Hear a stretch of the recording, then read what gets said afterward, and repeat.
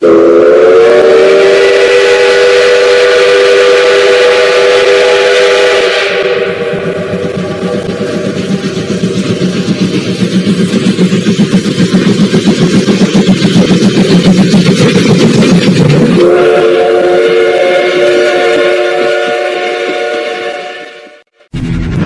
game begins in 3, 2, 1.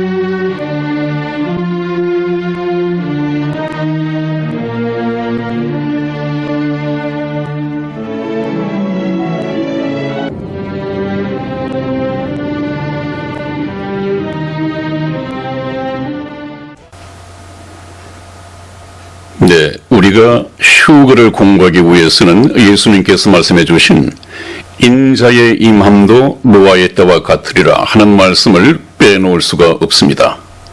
인자의 임함, 이것은 예수 그리스도의 공중 재림을 주님께서 말씀을 하신 것입니다.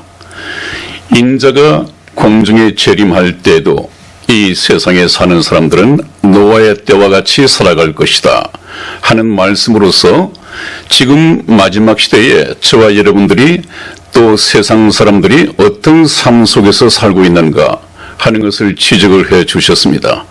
상당히 부정적인 의미에서 말씀을 하신 것이죠. 그렇다면 노아의 때는 어떠했으며 인자가 임할 지금 이 마지막 세상에서의 사람들의 모습은 어떠한가 하는 것을 조금 공부해 보고 우리가 휴거 속으로 들어가야 하겠습니다. 한번 보시죠. 마태복음 24장 37절에서 39절까지 말씀을 제가 읽어드리겠습니다. 노아의 때와 같이 인자의 임함도 그러하리라. 노아가 방주에 들어가던 날까지 사람들이 먹고 마시고 장가들고 시집가고 있으면서 홍수가 나서 저희를 다 멸하기까지 깨닫지 못하였으니 인자의 임함도 이와 같으리라. 아멘. 예수님께서 그렇게 말씀하셨습니다. 인자, 내가 천사들과 함께 공중 재림할 때에도 그때 사람들이 살아가는 삶의 모습이나 최고의 관심은 노아의 때와 같을 것이다. 그때가 어떠했느냐? 노아가 방주에 들어가던 그날까지 사람들은 때가 어느 때인지도 모르고 잠깐 후에 어떤 일이 벌어질지도 모르고 그냥 평상시대로 먹고 마시고 장가들고 시집가고 있으면서 홍수가 나서 저희를 다 멸하기까지 멸하는 그날까지 깨닫지 못하였으니 인자의 임함도 이와 같으리라. 인자가 세상에 임할 때도 그와 같을 것이다. 그렇다면 그 시대의 사람들이 정말 홍수가 올 줄 몰랐느냐? 알았습니다. 왜? 노아 할아버지가 120년 동안 노아의 홍수를 경고했습니다. 그런데 문제는 사람들이 노아 할아버지의 경고의 말씀을 믿을 수 있는 믿음이 없었습니다. 그들은 눈에 보이는 바, 또 지금까지 살아온 역사를 볼 때 비라는 것이 없었는데, 그 시대 단어 속에 비라는 단어 자체도 없었는데, 저 노인이 어느 날 갑자기 비가 온단다. 비가 오되 홍수가 난단다. 홍수가 나되 전 지구상으로 가장 높은 산까지 다 덮을 수 있을 만큼 많은 홍수가 온단다. 이것이 믿어지지가 않았습니다. 눈에 보이는 것으로서 자기들이 경험적으로 판단을 했습니다. 오늘날에도 마찬가지입니다. 오늘날 이 휴거란 말씀을 듣고 또 옆에 전도를 해보면 정신 나간 사람, 미친 사람, 예수쟁이 그런 것을 말씀이라고 믿느냐, 그런 일이 일어날 거라고 보느냐, 휴거를 믿지 않는 것과 꼭 같습니다. 인자에 임할 때도 바로 그와 같을 것이다. 그렇다면 여기서 노아의 때 사람들이 먹고 마시고 장가들고 시집하고 하고 있으니까 이 죄악을 쓸어버리기 위해서 하나님이 홍수로서 심판하셨다. 그렇게 설교하는 분들이 있는데 그것은 말씀을 잘못 본 것이죠. 사람들이 먹고 마시고 장가들고 시집하고 하는 것은 부패한 죄악이 아닙니다. 일상생활입니다. 일상생활. 문제는 그 일상생활에만 빠져서 앞으로 다가올 하나님의 경고의 말씀을 믿는 믿음도 없었고 그 하나님의 말씀을 듣고 순종하지를 않았다 그 말이죠. 한번 보십시오 여러분. 여기는 중요한 영적인 의미가 있습니다. 노아의 때의 사람들이나 오늘날에도 하나님을 모르고 살아가는 사람들에게는 인생의 목적의식이 결여되어 있습니다. 인생의 목적이 정립이 되어 있지 못합니다.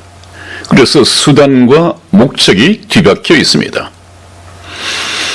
사람은 살기 위해서, 이 육체가 살기 위해서 필요한 수단이 먹고 마시고 또 종족 번식을 위해서 필요한 수단이 장가가고 시집하는 것입니다. 그런데 하나님을 모르는 사람들은 여기에 모든 시간, 모든 인생을 올인하고 전부 거기에 투자를 하고 있단 말이죠. 그것이 목적인 것처럼, 그것을 위해서 태어난 것처럼 그렇게 살아가고 있단 말이죠. 이것을 지금 문제 삼고 있는 것입니다. 하나님께서는 너희들이 먹고 마시고 장가들고 시집하고 하는 것이 목적이 아니다. 그것은 필요한 것이고 그렇게 해서 살아가는 육체가 목적해야 할 것은 따로 있는 것이다. 그렇다면 인생의 목적을 너희들이 발견해야 한다. 인생의 목적을 발견하기 위해서 우리가 세상적인 학문을 찾아보려고 인터넷에 아무리 인생의 목적이 무엇이냐 가르쳐달라 검색어를 쳐넣지만 이 세상의 학문에 속한 이 인터넷 검색에서는 답을 해줄 수가 없습니다. 인생의 목적이 무엇이냐, 인생이 무엇을 위해서 태어났느냐, 세상 학문은 그것을 답을 해줄 수 없습니다. 그래서 참 노래도 지어 부르죠. 광막한 광야를 달리는 인생아 너는 무엇을 찾으러 왔느냐 그러죠. 이 광막한 광야를 달리는 인생아 무엇을 찾으러 왔느냐. 우리 인생은 무엇을 찾으러 왔습니다. 그것을 찾기 위해서 찾을 때까지 필요한 것이 몸인데 이 몸이 살아가기 위해서는 먹고 마실 것이 필요하단 말이죠. 그것은 수단입니다. 그런데 하나님을 알지 못하면 하나님을 통해서 인생의 목적이 발견되지 못하고 인생의 목적이 정립되지 못하면 수단을 목적으로 삼고 있단 말이죠. 예를 든다면 내가 이 세상을 사는 동안에 나의 행복이 먹을 것이 풍요하고 마실 것이 풍요하고 좋은 차를 타고 큰 집을 짓고 이렇게 살아가는 것이 행복인데 이것은 내 능력 가지고는 될 수가 없다. 그래서 신을 차려야겠다. 그 복을 가져다 주시는 분이 하나님이라고 하는데 교회당에 나가서 하나님께 예배드리고 주의를 지키고 또 열심히 11조를 내고 목사의 말씀을 잘 듣고 순종해야지. 이런 종교적인 행위를 통해서 하나님을 내가 세상의 물질 축복을 세상의 명예와 권세를 얻기 위한 수단으로 하나님을 사용한단 말이죠. 이것이 얼마나 망령된 일입니까? 하나님을 배운다고 하면서 교회당을 다니지만은 하나님을 어디에 사용하는지를 모른단 말이죠. 하나님을 이 세상의 어떤 기복신앙적으로 이 세상의 축복을 얻기 위해서 필요한 사용되어지는 그런 도깨비 방망이 정도로 생각을 한단 말이죠. 그런 교인들이 생각보다 엄청나게 많이 있습니다. 그것이 오늘날 이 설교 강단에서의 위기입니다. 설교 말씀을 통해서 생명의 말씀을 얻을 수도 없고 또 생명의 말씀을 통해서 예수 그리스도의 신부가 되는 길도 찾을 수가 없단 말이에요. 이것이 문제입니다. 그래서 여기서 예수님께서 경고하시는 것은 일상생활, 너희들이 살아가는 수단과 또 너희들의 인생의 목적을 혼동해서는 안 된다. 그것을 바로 정립을 해야 한다. 그러면 인생의 목적이 무엇이냐? 인터넷에서도 세상 학문이 가르쳐주지 않는 이 인생의 목적은 우리 인생을 지어 만드신 창조주 하나님께 가서 여쭈어봐야 합니다. 그런 하나님을 어디서 만날 수 있느냐? 창세기 3장에 에덴 동산으로 가봐야 합니다. 에덴 동산에 가보면 하나님 자신이 어떤 분으로 소개되십니까? 우주와 그 가운데 있는 만물을 창조하셨지만은 나는 한 분 하나님이시다. 한 분 하나님이라고 하는 분은 바로 외로우신 분이다. 한 분 하나님이 왜 외로움을 가지고 계실까? 하나님은 속성이 사랑이다. 사랑은 사랑의 대상이 있어야 하고 같이 함께 누려야 할 상대가 있어야 하는 것인데 하나님은 모든 물질 세계, 우주와 그 가운데 있는 만물을 지어 만드시고 또 그것을 다스리시는 하나님이시지만은 사랑이신 하나님께 부족한 가장 큰 것이 무엇이냐 하면 사랑의 짝입니다. 그래서 하나님께서는 사랑의 짝을 만드시기 위해서 하나님께서 만드실 그 화려한 천국에서 영생 복락을 누리면서 함께 살아갈 사랑의 짝을 지어 만드시기 위해서 인생을 만드셨다. 그러면 그러한 목적하에서 지음을 받은 저와 여러분 모든 인류들의 목적은 인생의 목적은 살아가는 중에 육체로 살아가는 중에 예수님을 만나고 예수님을 믿고 영접함으로써 천국의 백성이 되고 하나님의 사랑의 짝이 되고 예수 그리스도의 신부가 되어서 천국에서 영원히 살아가는 것이 인생의 목적입니다. 그런데 사람들은 오히려 하나님을 등지고 이 세상을 향해서 살아가면서 세상에 있는 것을 많이 구하면 그것만큼 행복해질 것이다 생각을 하는데 과연 이 세상에서 권세도 누리고 행복도 누리고 쾌락도 누리고 즐거움도 누리고 모든 부를 누린 인생이 이 세상에 태어나서 누릴 수 있는 것을 모두 누려봤던 솔로몬 왕이 있었죠. 그 솔로몬이 그런 삶을 살고 참 행복했노라 하는 간증을 했습니까? 여러분 전도서를 보십시오. 그 모든 것을 다 누려봤지만 모든 것이 헛되도다. 하나님 전도서를 보면 솔로몬의 그러한 간증이 잘 나와 있습니다. 또 이 솔로몬에 대해서는 다음에 말씀을 좀 드려보죠. 이 세상의 것은 헛된 것입니다. 구름 같은 것입니다. 그야말로 일장춘몽입니다. 일장춘몽이 아닌 바람 같지 않고 없어지지 아니하는 그런 실체적인 우리 인생들의 꿈은 어디에 있느냐? 하나님 나라에 있습니다. 그것이 실체입니다. 이 세상의 것이 꿈입니다. 우리는 그 실체를 향해서 반드시 휴거에 목숨을 걸어야 한다. 그래서 일상생활에만 노아시대 사람들처럼 또 지금 하나님을 믿지 않고 살아가는 사람들처럼 관심을 가질 것이 아니라 하나님의 말씀에 귀를 기울이고 노아의 시대 사람들이 그러했듯이 말씀을 듣고 노아의 방주에 올랐어야 했는데 그렇지 못했다. 저것을 영적인 교훈, 역사의 교훈을 삼아서 오늘을 사는 저와 여러분들은 저 노아의 홍수 때의 얘기가 오늘날 세계 정부 또 대환란을 앞둔 사탄이 이 세상을 통치하게 될 세계 정부 수립이 가까이 다가온 이 시대에 바로 교훈을 삼아야 되겠구나.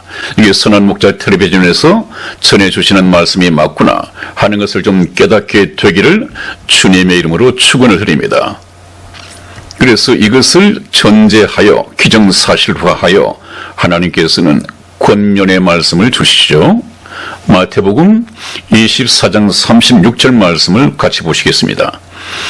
그러나 그 날과 그때는 아무도 모르나니 하늘의 천사들도 아들도 모르고 오직 아버지만 아시느니라. 예수님께서 신랑된 자격으로 천사들을 대동하고 하나님의 아들답게 영광 중에 공중에 재림하실 때 그 날과 그때 어린 양 되시는 예수 그리스도의 혼인식 날이죠. 혼인식. 그 날과 그때는 아무도 모른다. 하늘의 천사들도 모르고 특히 아들도 모르고 오직 아버지만 아시느니라. 그렇게 기록을 해 놓으셨습니다. 아무도 모른다. 하나님께서는 우리가 반드시 알아야 유익할 이런 말씀들은 성경에 밝히 기록을 해 놓으셨습니다. 그런데 우리에게 참 중요하다고 생각이 드는 예수님께서 태어나신 날짜와 또 이런 주님께서 언제 공중에 재림하실 것인가 굉장히 궁금한 사항인데 이것은 말씀을 기록해 놓지 않으셨습니다. 왜냐하면 이런 것은 우리가 모르는 것이 인간에게 유익하다. 오히려 알면 병이 된다. 네, 그래서 이 날짜는 우리가 아는 것보다 알지 못하는 것이 나에게 유익이다. 오히려 알면 해가 되는 것이다. 이것을 하나님께서 아시기 때문에 비밀에 붙여놓으셨습니다. 네, 그래서 우리가 여기서 참 조심해야 할 문제는 아무도 모르나니 하나님께서는 비밀에 붙이셨는데 꼭 그런 사람들이 있습니다. 꿈이나 환상을 통해서 하나님께서 나에게 계시를 해 주셨다. 무엇을? 휴거 날짜와 그 시간을. 옛날 우리나라의 1992년도에 시한부 총말론 주의 이장님 다미성교회 목사가 그런 말을 해서 한국을 완전히 떠들썩하게 만들어 놓았었습니다. 사기극으로 끝이 났습니다.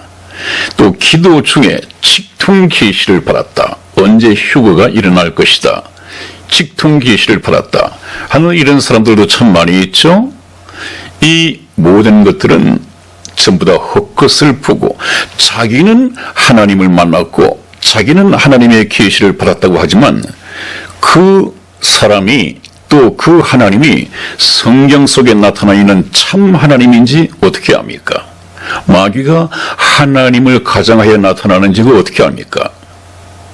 그것이 참 하나님인지 아닌지 하는 것은 성경 말씀을 통해서 하나님이 그렇게 나타나시느냐 하는 것을 알아보면 분별할 수가 있겠죠.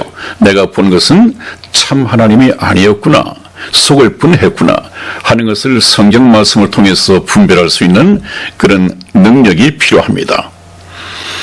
그래서 하나님께서는 마태복음 24장 42절에서 43절까지 이제 권면의 말씀을 주시죠. 그러므로 그 날과 그때는 아무도 모르도록 하나님이 비밀에 감추두고 계시니까 너희들은 어떻게 해야 하느냐? 그러므로 깨어있으라. 어느 날에 너희 주가 임하는지 너희가 알지 못함이니라. 그렇게 말씀을 하셨습니다. 어느 날에. 언제 주님이 임할지 모르니까 너희가 해야 할 일은 지금부터라도 깨어 있어야 한다. 주님 오실 때까지 깨어 있어야 한다. 그 깨어 있다고 하는 것은 밤잠을 자지 않고 낮잠도 자지 않고 그렇게 깨어있으란 말은 아니죠? 세상 잠에서 깨어나라. 세상 잠에서. 모든 사람들은 하나님을 믿지 않고 세상에 속하여 살아가는 사람들은 세상 재미, 세상 즐거움, 세상 욕심 속에 파묻혀 있습니다. 눈을 뜨고 부릅뜨고 세상에 있는 것을 많이 구하기 위해서 올인하고 있습니다. 거기서 깨어나라. 지금 때가 어느 때인데 지금 그걸 구할 때가 아니다. 생각지 않은 때에 인자가 오실 것이고 노아의 때에 사람들이 노아가 홍수에 들어가던 그날까지 그래서 저희를 다 멸하기까지 깨닫지 못하였다. 지금 시대를 분별하고 깨어있으라. 세계 정부가 들어설 때가 다 됐다. 지금 미국 대선을 보면 이미 그 빙산의 일각, 몸통은 아니지만 하수인들을 통해서 그 빙산의 일각의 몸통을 알 수 있지 않느냐. 그 몸통은 아직까지 자기를 드러내지 아니한 적그리스도. 지금 이 시대가 바로 눈앞에 다가와 있다. 전 세계가 체험하고 있다. 그런데 이것이 무엇인지를 가르쳐주는 사람이 없으니까 깨어나지 못하고 있을 뿐이지 성경 말씀이 이루어져 가고 있는 것이다. 우리는 깨어나야 합니다. 특히 저희 방송을 들으시는 시청자 여러분들, 저희 방송을 보시고 시대를 분별하고 깨어나야 합니다. 그래서 휴거를 준비하시고 휴거의 목숨을 걸어야 합니다. 네, 그래서 휴거를 앞두고 저와 여러분들이 나누고자 하는 말씀 가운데서 가장 중요하게 제가 권면하는 것은 물론 성경 말씀을 통했습니다. 인생 최고의 가치를 찾아서 발견해야 한다. 이것은 개인이 본인이 해야 할 문제입니다. 할 수 있다면 목사를 통해서 성경 말씀을 가지고 목사의 도움을 받아서 발견하는 것입니다. 한번 보시죠. 인생 최고의 가치는 이 세상의 그 어떤 것이 아니라 명예나 권세나 부나 이런 것이 아니라 인생 최고의 가치는 바로 영원한 생명을 주셔서 영생 복락을 누리도록 우리에게 영원한 생명을 주시는 예수 그리스도이시다 하는 말씀을 우리가 꼭 알고 휴거로 넘어가야 하겠습니다. 우리 마태복음 13장 45절에서 46절까지 말씀을 제가 읽어드리겠습니다. 또 천국은 마치 좋은 진주를 구하는 장사와 같으니 극히 값진 진주 하나를 만나며 가서 자기의 소유를 다 팔아 그 진주를 샀느니라. 아멘. 네, 어떤 좋은 진주를 구하는 장사가 있었습니다. 이런저런 진주를 다 좋다면 구해봤지만 계속 찾아다니다가 어느 날 극히 값진 진주 하나를 만났습니다. 얼마나 그것이 귀중하고 탐스러웠던지 돌아가서 자기의 소유를 다 팔아서 그것으로 그 극히 값진 진주를 하나 샀습니다. 천국은 마치 그랬습니다.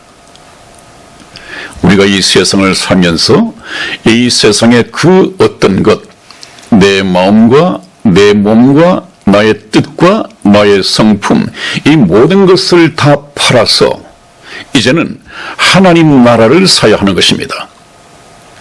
하나님을 내 마음과 뜻과 성품을 다하여 하나님을 찾아 발견해야 됩니다.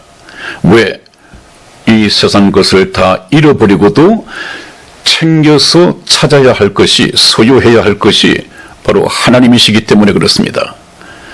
그런데 이 세상의 사람들은 얼마나 하나님을 등한히 여기고 하나님께서 베푸신 그 큰 사랑, 큰 구원을, 이같이 큰 구원을 등한히 여기는 사람들이 얼마나 많이 있습니까? 그것은 바로 멸망의 지름길이죠.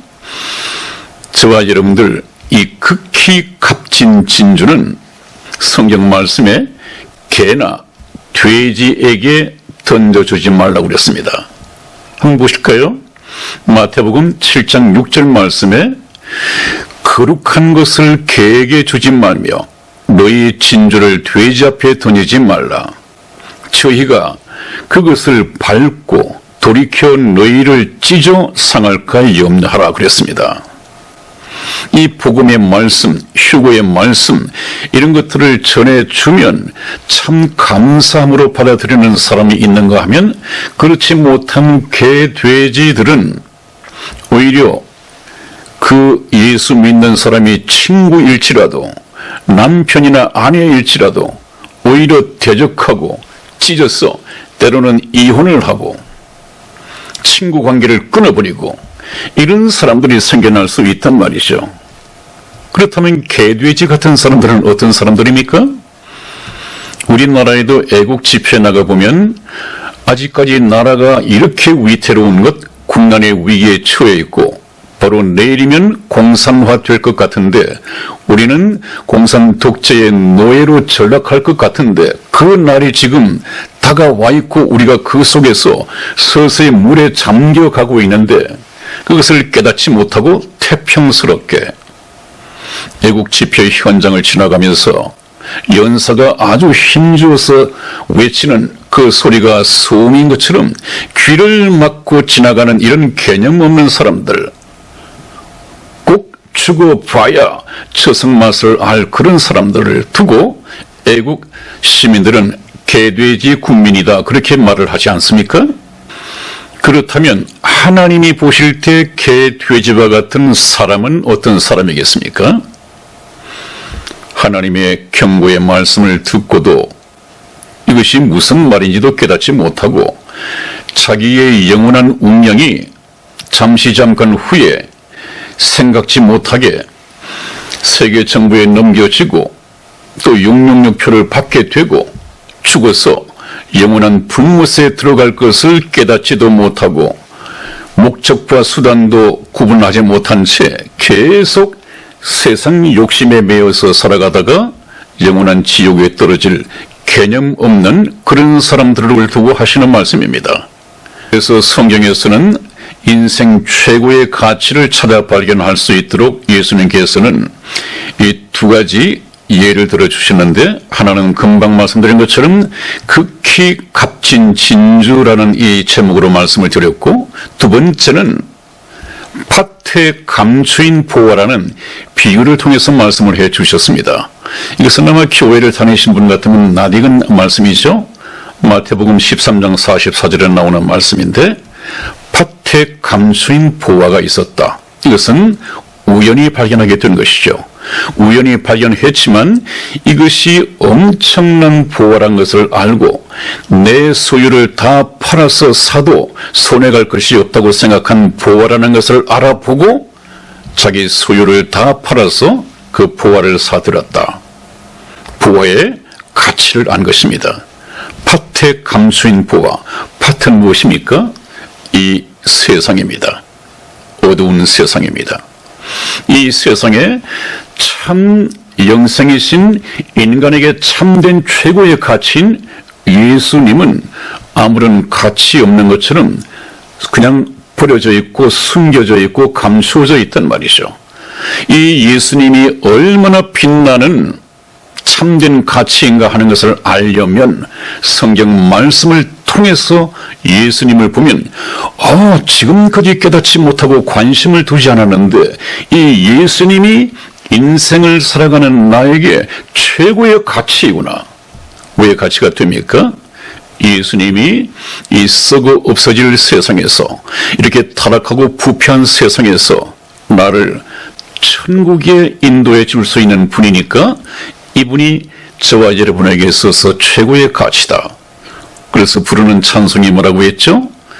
통합 찬송가 102장에 주 예수보다 더 귀한 것은 없네. 주 예수보다 더 귀한 것은 없네. 예수님이 저와 여러분들의 최고의 가치가 되어야 합니다. 그것이 정답입니다. 창조주 하나님 안에서 발견한 인생의 목적이고 최고의 가치입니다. 그 두 개가 발견이 되었으면 또 그것이 정립이 되어야 합니다. 그러기 위해서는 계속해서 말씀을 들어야 할 것입니다. 우리 인생에게는 수명이 7, 80년간만 주어졌습니다. 물론 노아의 홍수 이전에는 오래 살았습니다만은 오늘날 교회 시대를 사는 저와 여러분들에게 7, 80년의 이 인생의 수명이 주어졌습니다. 그래서 이 7, 80년 동안 저와 여러분들이 무엇을 해야만이 참 한 번 초대받은 인생길을 여한이 없이 후회 없이 살다가 갈 수 있느냐, 성공적으로 인생을 살 수 있느냐 하는 것을 엉뚱한 곳에서 성공을 찾고 있는데, 우리가 인생을 살아가면서 성공한다고 하는 것은 7, 80년 사는 동안 최고의 가치, 인생의 목적인 예수 그리스도를 찾아 발견하는 것입니다. 이분을 붙잡고 천국에 올라가는 것이 최고의 가치이고 최고의 목적입니다. 그래서 저는 여러분들에게 그런 말씀을 참 즐겨 드려왔죠. 인생은 한 번 초대받은 인생이다. 그 인생은 이 세상에 소풍 나온 학생들과 같다. 그런 말씀을 드렸습니다.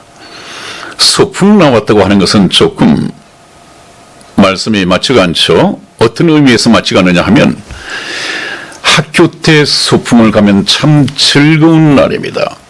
그러나 성경에서 말하는 우리 인생은 즐거운 날들이 아니거든요. 우리의 연수가 70이요 강건하면 80이라도 그 연수의 자랑은 수고와 슬픔뿐이니 우리가 가니 신속히 날아가나이다. 이런 말씀이 있죠. 인생은 즐거움을 위해서 태어난 것이 아니라 수고와 슬픔을 당할 수밖에 없는 고를 위하여 태어났다. 그렇게 말씀을 하십니다. 이런 인생을 살아가면서 우리가 해야 할 일이 무엇이냐? 하나님으로부터 누구에게나 주어진 7, 80년의 시간 동안 해야 할 일이 있단 말이죠. 소풍 나온 학생이 아마 소풍에서 가장 재미있는 시간, 기대되는 시간은 보물찾기 시간이라고 저는 개인적으로 느끼고 있습니다. 그런데 그 소풍 간 날에서 프로그램 중에 보물 찾는 시간은 정해져 있습니다. 예를 들어서 1시간 동안 찾으라고 하면 1시간 동안 내에 보물을 찾아야 합니다. 시간이 초과해버리면 그 후에 찾아온 것은 아무런 소용이 없습니다. 우리 인생도 마찬가지입니다. 7, 80년을 살면서 7, 80년 사는 동안에 열심히 감추어진 보화, 예수 그리스도, 하나님을 찾아야 합니다. 그래서 이 영원한 생명을 상급으로 받아야 합니다. 이 영원한 생명이 있어야 천국에 들어갈 수 있단 말이죠. 그러면 무엇입니까? 인생은 이 세상에 소풍을 나왔을 때 그 기간 동안에 보물을 찾아야 한다. 그 보물을 찾아서 대가로 받는 것은 영원한 생명이다. 그렇게 말씀드리면 인생이 7, 80년 살아가면서 해야 할 일이 무엇인지 좀 예화적으로 이해가 되었으면 좋겠습니다. 그것만큼 감추인 보화입니다. 그래서 이 보물은 찾을 때까지 포기하지 말고 찾으라. 그렇게 성경에서는 말씀을 권면하고 계시죠. 누가복음 11장 9절에서 10절까지의 말씀을 제가 읽어드리겠습니다. 내가 또 너희에게 이르노니 구하라. 그러면 너희에게 주실 것이요. 찾으라. 그러면 찾을 것이요. 문을 두드리라. 그러면 너희에게 열릴 것이니 구하는 이마다 받을 것이요. 찾는 이가 찾을 것이요. 두드리는 이에게 열릴 것이니라. 아멘. 여기 이 말씀 속에는 구하는 자세와 찾는 자세와 문을 두드리는 자세가 잘 나타나 있습니다. 우리가 포기하지 않고 보물을 찾아야 하는 것은 구하라. 이것은 헬라 원어 성경을 보면 구하라고 하는 뜻이 계속해서 구하라. 구하는 것을 얻을 때까지 계속해서 구하라. 찾으라. 이 말씀도 찾을 때까지 포기하지 말고 계속해서 찾아라. 문을 두드리라. 언제까지? 열릴 때까지 두드려라. 그런 말씀이 기록이 되어 있습니다. 그러면 구하는 이마다 받을 것이요, 그렇게 찾는 이가 찾을 것이요, 그렇게 계속해서 두드리는 이에게 열릴 것이니라. 그 정답이 주어져 있습니다. 우리가 포기해야 할 것이 따로 있지, 예수 그리스도를 찾아 발견하고 예수 그리스도를 믿고 천국 가는 이 최고의 가치, 인생의 목적을 포기해서는 안 된단 말이죠. 그래야만이 우리가 이 휴거에 동참할 수 있는 아주 튼튼한 믿음의 끈을 우리가 놓지 않을 수 있습니다. 이것은 성경을 통해서만 가능한 것입니다. 오늘날에도 인터넷 여러 설교라든지 여러 이미지를 통해서 만나보게 되면 참 혼란스럽습니다.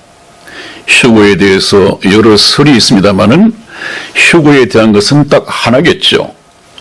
말씀을 전하는 사람이 자기 개인적인 체험이나 직통계시나 꿈이나 환상을 통해서 꾸며낸 얘기 말고 누구나 같이 확인할 수 있는 객관적인 성경 말씀을 가지고 내가 믿고 받아들인다면 틀림없을 것입니다.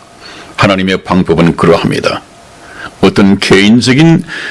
어떤 사람에게 개인적으로 직통 계시를 해서 그 사람이 느끼고 그 사람이 체험하는 것을 다른 사람에게 가르치도록 객관화시킨다. 그것은 하나님의 방법이 아닙니다.